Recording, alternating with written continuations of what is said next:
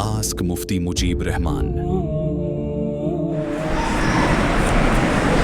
जंहिं जानवर खे पैदाइश खां वठी करे कन न हुजे त उन जानवर जी कुर्बानी ठीकु आहे या न। जंहिं जानवर खे पैदाइश खां वठी करे कन उन जो कटियल आहे त अहिड़ो जानवर जी कुर्बानी दुरुस्त न आहे। जेकॾहिं कुर्बानी कयो त इहा कुर्बानी न थींदी। कुर्बानी जे अंदरि अहिड़ो जानवर इस्तेमालु करिणो आहे जेको जानवर दुरुस्त बि हुजे, ठीक भी हुजे, सही सालिम भी हुजे। हाणे कुर्बानी जा ॾींहं चवंदा इन एतबार सां कुर्बानी जा मसाइल जेको आहे बयानु कयूं पिया त जंहिंखे पैदाइश खां वठी करे साईं कन न आहिनि जानवर खे उनजी कुर्बानी ठीकु न आहे। बाक़ी जेकॾहिं पैदाइश खां वठी करे कन हुयो पर हाणे कन जो थोरो हिसो कटियल आहे, थोरे हिसे मां मतिलबु इहो आहे त जेकॾहिं कन जा असां 4 हिसा कयूं था, कन जा असां 4 हिसा कयूं था, हिकिड़ो हिसो कन कटियल आहे, बाक़ी 3 हिसा कन बीठल आहे, त अहिड़े जानवर जी कुर्बानी ठीकु आहे।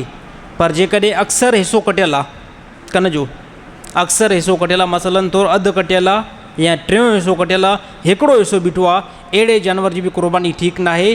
को दुरुस्त जानवर वठी करे उनजी कुर्बानी कई वेंदी।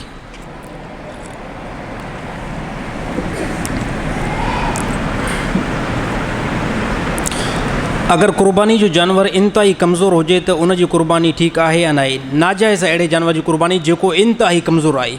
कुझु जानवरनि जी कंडीशन हूंदी आहे, कुझु जानवरनि जी कंडीशन हूंदी आहे त अल्लाह ताला असांजे हालत ते बि, मुस्लमाननि जी हालत ते बि रहम करे त हिन टाइम हाणे असां जानवर हेठि कहिड़ो ख़रीद कंदा आहियूं। सभिनी मुस्लमाननि जी ॻाल्हि नथी हले। चंद अहिड़ा मुस्लमान वेंदा मार्केट में पिड़ी में अहिड़ो जानवर ख़रीद कंदा जेको जानवर सिर्फ़ु पंहिंजे हॾनि ते बीठो आहे। छाजे करे इहो ख़रीद छो कंदा, सवाल ईंदो न हिकिड़ो, त नेठि अहिड़ो ख़रीद छो कंदो। इहो ख़रीद इन बेस ते कंदो इहो टके दड़ी मिलंदो, इहो टके दड़ी मिलंदो न। जेको जानवर पंहिंजे सिर्फ़ु हॾनि ऐं खल ते बीठो आहे, यादि रहणु खपे त अहिड़े जानवर जी कुर्बानी जाइज़ न आहे। यार अल्लाह जे नाले ते ॾियणो आहे। जीअं ख़ुदा एतिरी सारी मिल्कियत ॾिनी आहे त ख़ुदा जे नाले ते का भली शइ न। ऐं अल्लाह ताला जो हुकुम बि इहो ई कयो आहे त ए ईमान वारो, जेकी शइ तव्हां पंहिंजे लाइ पसंदि कंदा आहियो, इहा ई शइ तव्हां पंहिंजे मुस्लमान भाउ जे लाइ पसंदि कयो। ऐं अल्लाह जे राह में बि उहा शइ ॾियो जंहिंखे तव्हां पाण पसंदि कयो। साईं हाणे अहिड़े जानवर खे असां पसंदि कंदासीं। मां जेकॾहिं अगरि को मालदार आहियां, मूंखे माल सां इंतिहाई ज़्यादा मोहबत आहे, अहिड़ो जानवर छा मां ख़रीद करे पंहिंजे घर में बीहारींदुमि जेको सिर्फ़ु पंहिंजे हॾनि ते बीठो आहे, उनजी खल ऐं उनजा हॾ जेको 1000 रुपया थियनि। त यादि रहणु खपे त अहिड़े जानवर जी कुर्बानी खां एहतियात कयो वञे। अल्लाह ताला तमामु मुस्लमान खे सही जानवर जी कुर्बानी करण जी तौफ़ीक़ अता फ़रमाए। साईं जेकॾहिं कंहिं जानवर खे ख़रीद कयो ऐं ख़रीद करण खां बाद में उहो जानवर मरी वियो त उन लाइ छा हुकुम आहे। कंहिं बंदे जानवर कुर्बानी जो ख़रीद कयो आहे, ख़रीद करण खां बाद में उहो जानवर मरी वियो। हाणे जेकॾहिं पैसा आहिनि, हाणे जेकॾहिं ॿिया पैसा आहिनि या एतिरो पैसो आहे जो तूं साहिब निसाब आहे, पोइ ॿियो जानवर वठी करे तूं कुर्बानी में ज़िब कंदे। साईं ॻाल्हि थोरी सम्झ में आई। हिकिड़े बंदे जानवर जेको ख़रीद करे आयो, ख़रीद कयो जानवर त मरी वियो, पर ॾिसो त पोइ बि मां वटि पोइ हिते ठाऊका पैसा पिया आहिनि, यानी एतिरा पैसा आहिनि जो मुंहिंजे मथां कुर्बानी लाज़िम थींदी। त इहो बंदो वञी करे पीढ़ी खां ॿियो जानवर ख़रीद करे ऐं हिन कुर्बानी जे ॾींहंनि जे अंदरि उन जानवर खे ज़िब करे। ॻाल्हि सम्झ नथी अचे साईं? भला थोरो घणो मुस्कुरायो बि सही, थोरो खिलो बि सही। साथी कुझु जेको न सभु ईअं पंहिंजी कैफ़ियत में वेठा हूंदा आहिनि त मूंखे ख़ौफ़ थींदो आहे त बयान में मूंखे थोरो ॾिसो न, थोरो घणो मुस्कुरायो सही साईं। हाणे तव्हांजो कन्फ्यूज़ थी करे मूंखे ॾिसो था न, मां अञा वधीक कन्फ्यूज़ थो थियां। ईअं आहे न साईं, 100 माण्हू जो मुजीब रहमान खे कन्फ्यूज़ थी करे ॾिसे, मुजीब रहमान जो हिते फाटंदो न नेठि अॼु छाजे खां भला साथियुनि खे को गर्मी लॻी आहे छाजो त मुस्कुरायो थोरो साईं। अलाए मुंहिंजो मसइलो सम्झ नथो अचे। साईं अलाए पाण कुर्बानी करे थो न, सिर्फ़ु असांखे फ़ज़ाइल थो ॿुधाए। त थोरो घणो मुस्कुराहट माण्हू खे ठहंदी आहे ऐं हक़ीक़त में ठहंदी आहे। माण्हू केतिरो बि अगरि ठहे नथो न, थोरो जेकॾहिं अगरि मुस्कुराईंदो न त ख़ुदा अहिड़ी का कशिश रखी आहे त मुस्कुराइण में बंदे जो चहिरो ॾाढो सुहिणो लॻंदो आहे। ऐं केॾो बि बंदो सुहिणो हुजे पर जेकॾहिं तवाई में ॾिसंदो न, पोइ चवंदासीं त हे 5 ॾींहं मस्जिद में त अचे बि न। त मुस्कुराहट इंतिहाई ज़रूरी आहे। कुर्बानी जो जेकॾहिं समूरो गोश्त पाण वटि रखे त कीअं आहे, जाइज़ आहे पर अफ़ज़ल न आहे। कुर्बानी तव्हां कई आहे, शेखनि वारो महिरबानी करे कमु कोई बि न करे। शेख हज़रत सभु ईअं न हूंदा, पर कुझु शेखनि जे बारे में ॿुधो आहे। सभु शेख मथां शेख साईं मुंहिंजे पोयां चवंदा आहिनि मौलवी खे छॾिणो ई न आहे। सभु शेख न आहिनि, बाक़ी कुझु शेखनि जे बारे में ॿुधो आहे त समूरो गोश्त जेको आहे पंहिंजे घर खणी ऐं फ्रिज में रखंदा आहिनि, ऐं स्पेशल गोश्त जेको आहे न ठाराए करे ज़बरदस्त बूटियूं उहे सॼो जेको आहे पंहिंजे फ्रिज में रखे छॾींदा आहिनि। बाक़ी जेके टुकड़ा थोरा गोश्त जा पता यानी उहे क़ाबिल न आहिनि खाइण जे, पोइ उहे चवंदा साईं मुजीब रहमान कुझु मोकिले छॾियो पोइ हिते, या जेको ॿार जो दर ते को फ़क़ीर आयो आहे न उनखे ॾेई छॾियो। त जाइज़ आहे कंहिं बंदे क़ुर्बानी कई आहे, समूरो गोश्त जेकॾहिं पाण वटि रखणु चाहे थो जाइज़ आहे, अफ़ज़ल न आहे। अफ़ज़ल इहो तरीक़ो आहे त इन गोश्त जा 3 हिसा कया वञनि। हिकिड़ो हिसो पाण वटि रखो, हिकिड़ो हिसो जेको आहे रिश्तेदारनि जे अंदरि तक़सीम कयो, हिकिड़ो हिसो ग़रीबनि जे अंदरि तक़सीम कयो। त हे गोश्त खे तक़सीम करण जो मुस्तहब ऐं अफ़ज़ल तरीक़ो आहे। त साईं तव्हां सभु ईअं ई कजो हा, महिरबानी करे। साईं क़ुर्बानी कंहिं ते वाजिबु आहे? आसान जुमलनि में सिर्फ़ु ॿुधायां पियो त क़ुर्बानी कहिड़े बंदे जे मथां लाज़िम आहे। क़ुर्बानी जे ॾींहंनि जे अंदरि कंहिं बि बंदे वटि ज़रूरत खां अलावा ॾिसो हिकिड़ी ज़रूरत थींदी आहे, घर जो ख़र्चु थींदो आहे, 50,000 हर महीने मुंहिंजे घर जो ख़र्चु आहे, या ₹1,00,000 मुंहिंजे हर महीने जो ख़र्चु आहे। उहो ₹1,00,000 कढी करे बक़ाया जेकॾहिं असां वटि ₹4,30,000 ₹4,60,000 मां वटि जमा पिया आहिनि ऐं उन पैसनि खे मां हथ बि नथो लॻायां, इन बंदे जे मथां क़ुर्बानी लाज़िम आहे। तव्हां चवंदो साईं पोएं जुमे ते तूं 5 लख ॿुधाया, त हाणे चांदी जो रेट अॻिते पोइ थिए थो न। 52.5 तोला चांदी मां कल्ह कंफर्म करायो आहे त फ़ी तोलो केतिरो थो हले? फ़ी तोलो चांदी जो 8,800 ते थो हले। हाणे 8,800 खे जेकॾहिं 52 तोलनि ते असां ज़रब कंदासीं त जवाबु अचे पियो ₹4,60,000। कंहिं बंदे वटि ज़रूरत खां अलावा ₹4,60,000 मौजूदु आहे, इन बंदे जे मथां क़ुर्बानी लाज़िम आहे। न कंदो इहो बंदो गुनाहगार थींदो। कर्ज़ु कटे करे ॻाल्हि पियो कयां, कर्ज़ु आहे, कर्ज़ खे बि कटियो। लख फलाणे जो कर्ज़ु आहे, 50,000 ॿिए जो कर्ज़ु आहे, सभिनी कर्ज़ खे कटे छॾियो। जेकी घर जी ज़रूरत आहे उन ज़रूरत खे बि कटियो। इन खां अलावा जेकॾहिं तव्हां वटि अमाउंट एतिरो बीहे थो त 4,60,000 बीहे थो, क़ुर्बानी तव्हांजे मथां लाज़िम आहे। न कंदव गुनाहगार थींदव। कोई चए साईं मां वटि 4 लख रुपया पिया आहिनि त क़ुर्बानी लाज़िम न आहे, इन सूरत में क़ुर्बानी लाज़िम न आहे, पर जेकॾहिं कंदे अलाह ताला अजुर ऐं सवाबु ॾींदो। लाज़िम उन सूरत में थींदी जॾहिं 52.5 तोला चांदी जेतिरी रक़म तो वटि पई हुजे या एतिरी चांदी तो वटि पई हुजे। अलाह ताला अमल करण जी तौफ़ीक़ अता फ़रमाए।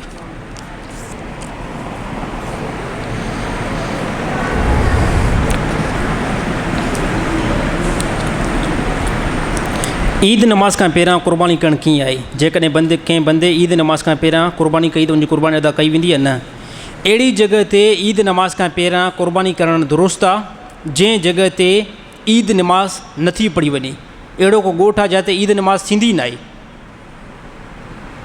अहिड़ो ॻोठु आहे यानी जिते ईद नमाज़ जो तसवुर ई न आहे, थींदी ई न आहे। उहे जेकॾहिं फजर नमाज़ खां पहिरियां सुबुह सादिक खां पोइ फजर नमाज़ खां पहिरियां या फजर नमाज़ खां बाद में क़ुर्बानी करणु चाहिनि त उन्हनि जी क़ुर्बानी ठीकु आहे, दुरुस्त आहे। बाक़ी जेके बि शहर में रहनि था उन्हनि जे लाइ उन टाइम ताईं जाइज़ न आहे जेसि ताईं शहर में कंहिं बि हिकिड़ी जॻह ते ईद नमाज़ नथी हुजे। लॻे थो सम्झ में न आई ॻाल्हि? शहर वारनि जे लाइ ज़रूरी आहे त इन टाइम क़ुर्बानी कनि त शहर में कंहिं न कंहिं जॻह ते ईद नमाज़ थी वई हुजे। पर जेकॾहिं पूरे शहर में किथे बि ईद नमाज़ नथी आहे ऐं तव्हां पहिरियों ई जेको आहे जानवर खे क़ुर्बान करे छॾियो त इहा क़ुर्बानी न आहे। इहो ईअं सम्झो तव्हां पंहिंजे लाइ गोश्त खे ज़िब कयो आहे, तव्हां पंहिंजे लाइ जानवर खे ज़िब कयो आहे। असुली जेकी क़ुर्बानी आहे शहर जे अंदरि कंहिं बि हिकिड़ी जॻह ते ईद नमाज़ थी वञे। सही ॻाल्हि सम्झ में अची वई? अगरि ना अचे त बाद में पुछा करे सघो था। अगरि कोई शख़्स ईद नमाज़ अदा न करे ऐं फौरी तौरु जानवर खे क़ुर्बान करे त छा क़ुर्बानी थी वेंदी? अच्छा, कंहिं बंदे ईद नमाज़ न आहे पढ़ी पर ईद नमाज़ थी वई आहे। मसलन तौरु मस्तोई माला में असांजे हिन इलाइक़े में ईद नमाज़ थी वई, बंदे ईद नमाज़ न पढ़ी फौरी तौरु जानवर खे क़ुर्बान करे थो जाइज़ त आहे, पर हे बि त वबाल आहे न, त तूं ईद नमाज़ छा न पढ़ी आहे? त ॻाल्हि सम्झ आई? मुस्लमान जे मथां लाज़िम आहे त उहो ईद नमाज़ पढ़ी करे पोइ क़ुर्बानी करे, पर कंहिं खां लेट थी वई, गफ़लत थी वई, ईद नमाज़ में न पहुची सघियो, हाणे जेकॾहिं इहो क़ुर्बानी करे त क़ुर्बानी जाइज़ आहे, क़ुर्बानी थी वेंदी।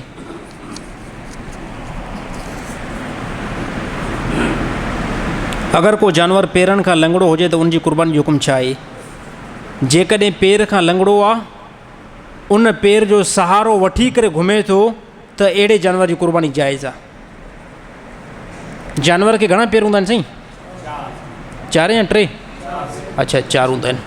हाणे चइनि मां जेकॾहिं हिकिड़ो पेर माना पेर खां थोरो घणो माज़ूर आहे, हाणे उहो पेर रखे थो ज़मीन ते, यानी पंहिंजे उन पेर खे इस्तेमालु करे थो, उन पेर जो सहारो वठी करे घुमे थो, त अहिड़े जानवर जी क़ुर्बानी जाइज़ आहे। पर अहिड़ो जानवर जेको पंहिंजे उन पेर जो सहारो ई नथो वठे, उहो पेर ज़मीन ते ई नथो रखे, त अहिड़े जानवर जी क़ुर्बानी जाइज़ न आहे। त साईं ईअं हूंदो आहे न, जंहिं वटि माल आहे उनखे ख़बर हूंदी आहे, के जानवर जो पेर ज़ख़्मी हूंदो आहे न, त के जानवर पंहिंजो उहो चोथों पेर ज़मीन ते रखंदा ई न आहिनि, उनजो सहारो ई न आहिनि वठंदा। वरी के जानवर उन ज़ख़्मी पेर जो सहारो वठंदा आहिनि। जेके पंहिंजे ज़ख़्मी पेर जो सहारो वठनि था, त उनजी क़ुर्बानी बिल्कुलु दुरुस्त आहे। अल्लाह ताला अमल करण जी तौफ़ीक़ अता फ़रमाए। साईं जुमे जे दौरान हे जेको साथी हेठि ॻाल्हाईंदा आहिनि न, महिरबानी करे न ॻाल्हाईंदा कयो। हे ॻाल्हाइण में असां वॾो डिस्टर्ब थियूं था। हे 2 नंबर ते मसइला हलनि था, क़ुर थो हले, हदीस थो हले, फोकस कयो वञे।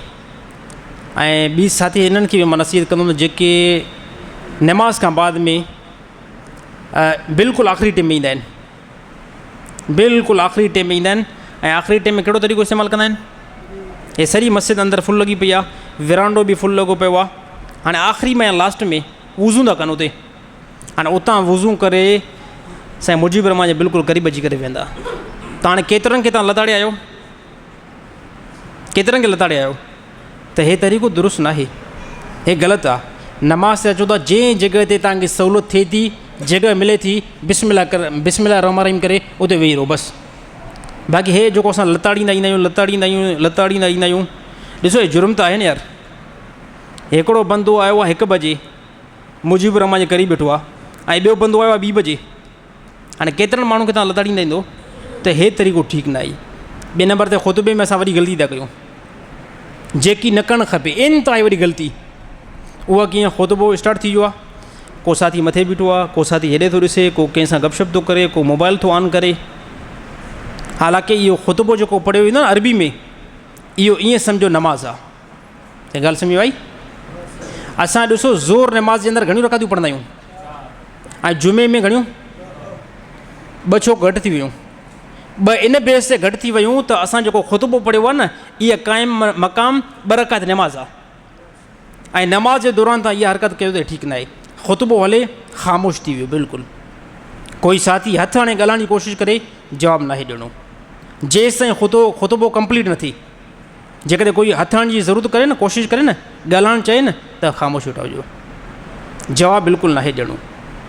हे मोबाइल, हे उथणु, हे वेहणु, हे बिल्कुलु ग़लति अमल आहे यार। कुझु त असां 5 मिंट नमाज़ में अचूं था, 5 मिंट असां पंहिंजी नमाज़ त बहितर बनायूं।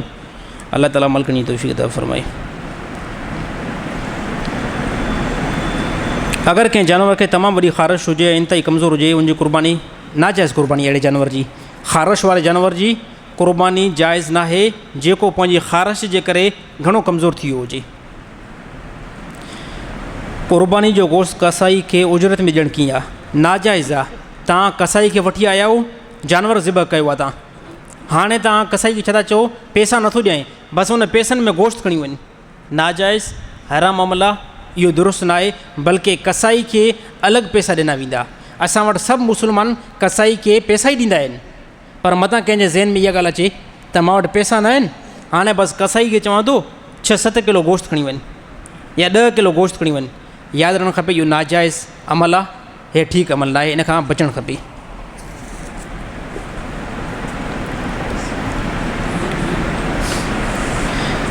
अगरि कंहिं शख़्स क़ुर्बानी जो जानवर ख़रीद कयो मगर 3 ॾींहंनि ताईं उनखे क़ुर्बान न करे सघियो, त उनजे लाइ छा हुकुम आहे? जेकॾहिं जानवर बीठो आहे 10 तारीख़, 11 तारीख़ लास्ट में 12 तारीख़ 3 ॾींहं क़ुर्बानी जा आहिनि ऐं तव्हां जानवर ख़रीद कयो, इन 3 ॾींहंनि जे अंदरि तव्हां जानवर खे क़ुर्बान न करे सघियो, त हाणे छा करिणो आहे? हाणे इन 3 ॾींहंनि खां बाद में जेकॾहिं जानवर वरितो आहे त उनखे सदको करे छॾियो, उनखे ज़िबह करे ग़रीबनि जे अंदरि तक़सीम करे छॾियो। पर जेकॾहिं अगरि तव्हां जानवर वरितो न हुयो, तव्हां पैसा कंहिंखे ॾिना हुया ऐं उहे पैसा तव्हांखे वापसि मिलिया आहिनि, पोइ उहे 30,000 मिलिया आहिनि, 35,000, हाणे इहे 30-35,000 तव्हां ख़ैरात करे छॾींदव। कहिड़ी सूरत में? जंहिं टाइम तव्हां क़ुर्बानी जो इरादो कयो, जानवर बि वठी करे तव्हां बीहारियो, पर 3 ॾींहंनि ताईं कंहिं मसरूफ़े ते करे मुमकिन आहे इहो कमु थी सघे थो, कंहिं मजबूरी जे करे, कंहिं मुशक़ जे करे तव्हां क़ुर्बानी न करे सघियो, त बसि इहो ई तरीक़ो आहे, या उन जानवर खे ईद खां बाद में ख़ैरात करे छॾींदव, या उहा रक़म आहे उन रक़म खे तव्हां सदको करे छॾींदव। अल्लाह ताला अमल करण जी तौफ़ीक़ अता फ़रमाए।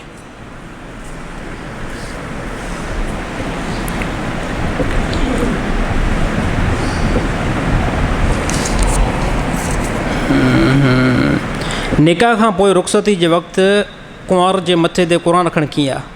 इन खां बहितर तरीक़ो इहो आहे तव्हां पंहिंजी न्याणी खे क़ुर सेखारियो ऐं क़ुर जा अहकाम उनखे ॿुधायो। इन खां बहितर तव्हां उनखे रुख़सती जे टाइम जेको मथे ते क़ुर रखो। इन रखण खां बहितर तरीक़ो इहो आहे तव्हां उनखे क़ुर नंढा में पढ़ायो ऐं क़ुर जा अहकाम उनखे सेखारियो। अल्लाह ताला अमल करण जी तौफ़ीक़ अता फ़रमाए।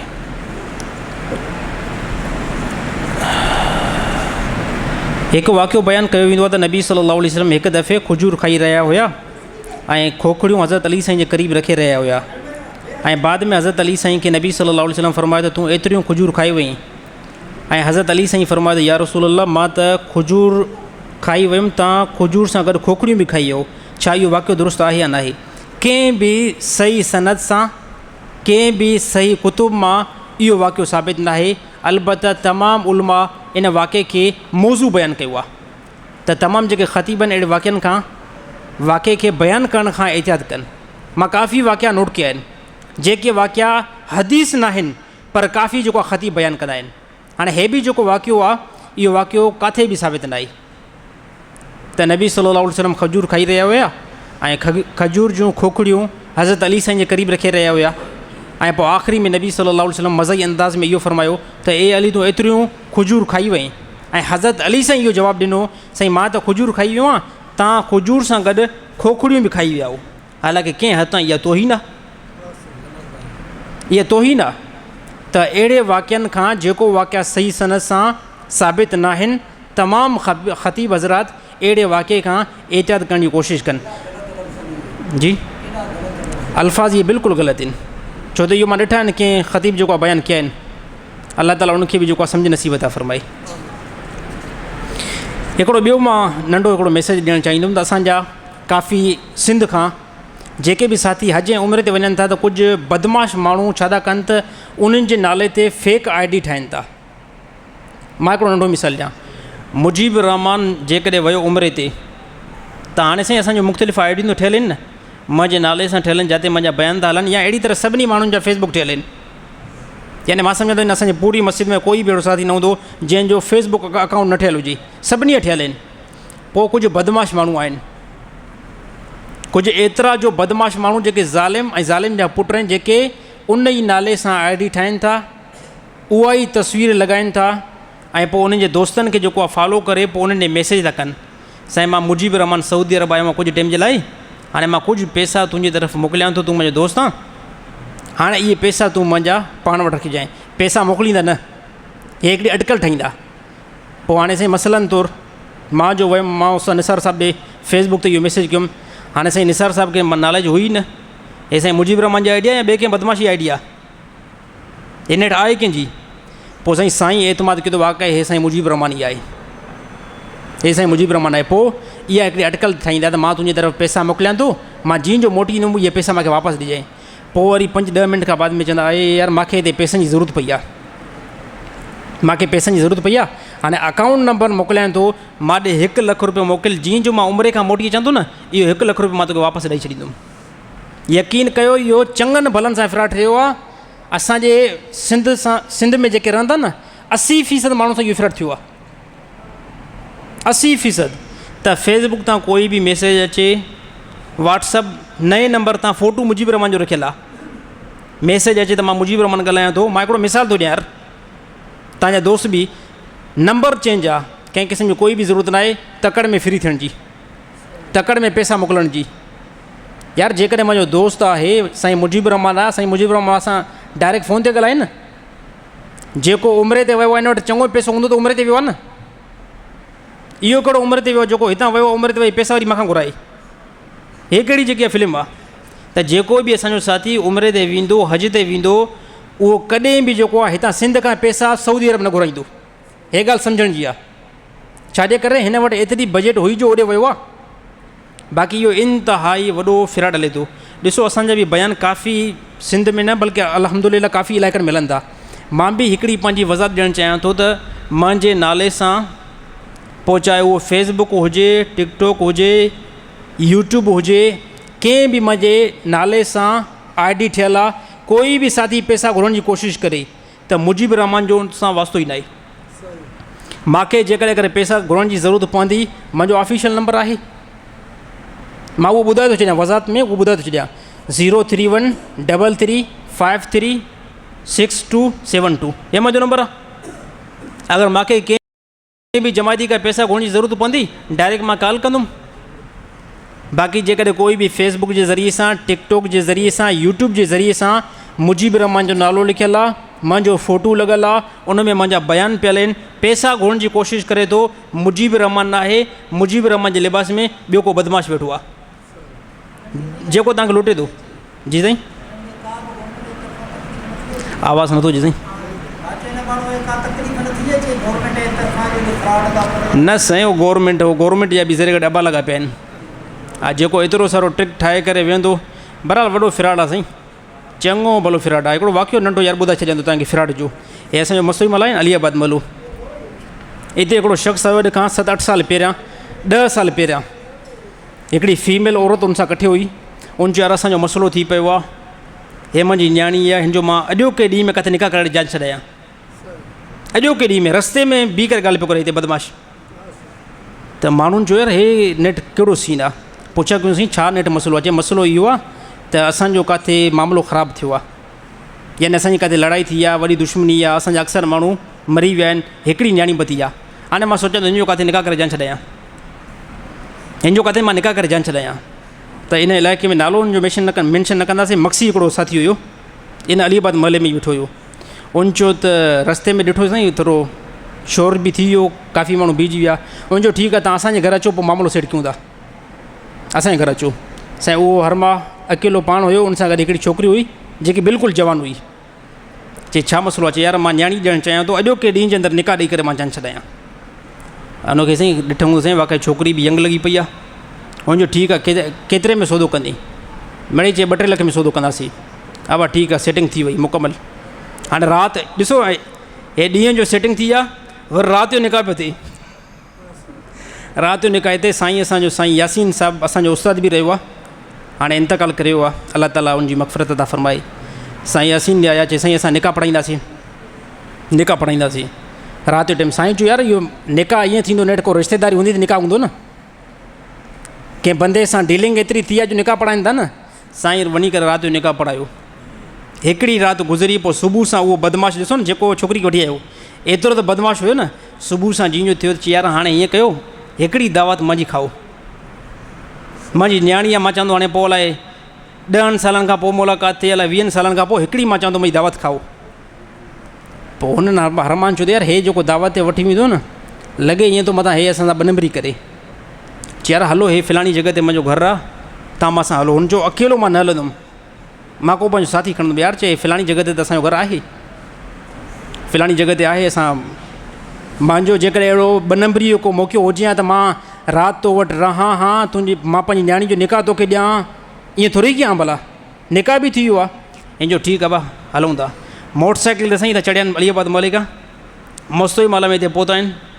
पोइ मस्तो ई माला में उहो बदमाश हिनखे छा थो चए, कुझु जेको आहे हितां साम्हूं हे पकोड़नि वारी दुकानु आहे, पकोड़ा बि वञी वठी अचु ऐं सिगरेट जो हिकिड़ो मुंहिंजे लाइ पैकेट बि वठी अचु, मां हिते तुंहिंजी घरवारी सां हिते वेठो आहियां। हे साईं त पकोड़ा जीअं जो मस्तो ई माला में लथो, पकोड़ा वरितई, इन पकोड़नि खां बाद में सिगरेट वरितई। पोइ हिते ॾिसे थो न रन आहे न रेली आहे, मोटरसाइकिल बि वई माई बि वई ऐं जेको बदमाश सोरो आहे उहो बि रूपोश लॻो पियो आहे। ऐसे भॼंदो आहे हिते दाऊं हे हो वट्सअप ट्रायो थी वियो। नेठ आहे छा बाबा? चार हे जेको मुंहिंजो ससु जेको मुंहिंजो सोरो हुयो ऐं जेकी मुंहिंजी माई हुई न, इहे अलाए काॾे जेका भरी विया आहिनि। हाणे साईं वसो उन्हनि खां हलियो न त ग़रीब माण्हू जे मथां ज़ोर घणो हलंदो न। अची करे साईं असांजे साईं पेशमाम जेको यासीन साहिबु हो न, इनखे थाणे में अंदरि विझाए छॾियऊं। साईं जो बाबा ख़ुदा जा बंदा वठी मूंखे तव्हां पाण हलियो, मां मस्जिद जो पेशमाम, मां कहिड़ो ॾोह कयो? मां सिर्फ़ु निकाह पढ़ायो आहे। चवनि निकाह तूं छो पढ़ायो आहे? निकाह, अड़े बाबा निकाह में तव्हां असांखे वठी आहियो, चयो तव्हां पाण त असांजो सौदो थी वियो आहे, असांजी डीलिंग थी वई आहे, असांजो मामिलो थी वियो आहे। पोइ अची करे नेठि साईं खे को मोज़िज़ माण्हू आया, उन्हनि उन मक़सद खे ई चयो यार चयो थोरो शर्म कयो, तव्हांजो मामिलो पाण सेटिंग, हिन पेशमाम सिर्फ़ु ग़रीब निकाह पढ़ायो आहे, हिन जो कहिड़ो ॾोह आहे? नेठि साईं पोइ पेशमाम खे चए ॾिनऊं। नेठि सोली सिंधी में जीअं चइबो आहे माई बि वई ऐं प्लस में हो बि वई, सुम्हण जी जेकी रेली हूंदी आहे। त अहिड़ो वॾो फिराड थिए थो साईं। इन फिराड खां बचण जी कोशिशि कयो ऐं होशियारु रहो। अलाह ताला अमल करण जी तौफ़ीक़ अता फ़रमाए तमामु साथियुनि खे।